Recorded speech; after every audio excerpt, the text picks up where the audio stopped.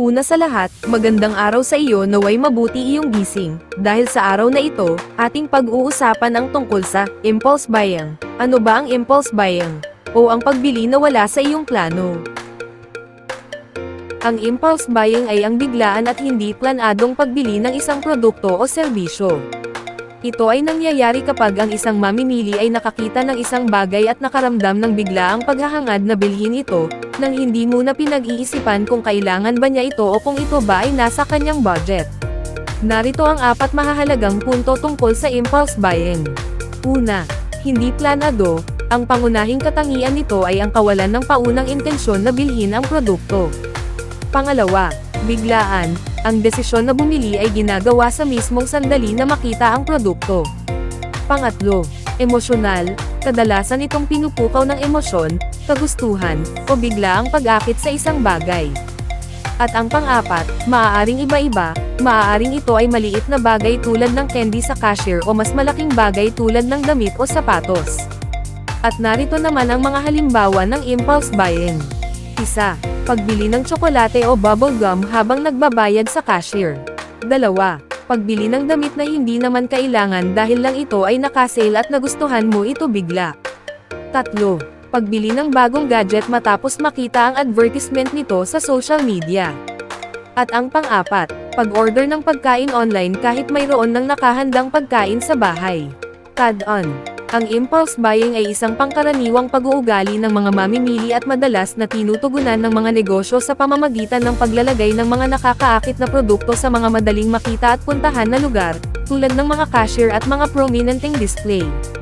Narito ang 10 mahahalagang bagay na maaari mong gawin upang maiwasan ang impulse buying. 1. Gumawa ng listahan bago mamili at manatili dito. Ang pagkakaroon ng plano ay makakatulong sa iyong tumuon lamang sa mga kinakailangan mo. 2. Magtakda ng budget para sa iyong pamimili. Ang pag-alam sa iyong limitasyon sa paggastos ay makakapigil sa iyo na bumili ng mga bagay na hindi mo kayang bayaran. 3.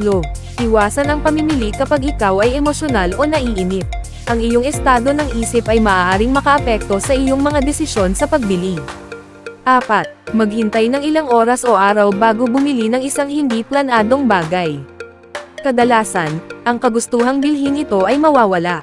5. Alamin ang iyong mga trigger. Tukuyin ang mga sitwasyon o bagay na nag-uudyok sa iyo na bumili ng hindi pinag-iisipan. 6. Mag-unsubscribe sa mga email at iwasan ang mga advertisement na nakakaakit sa iyong bumili. Ang patuloy na pagkakalantad sa mga promosyon ay maaaring maging mahirap labanan. 7.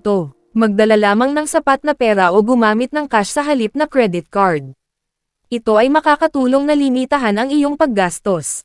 8. Isipin ang pangangailangan at halaga ng isang bagay bago ito bilhin. Tanungin ang iyong sarili kung talagang kailangan mo ito at kung ito ay sulit sa iyong pera.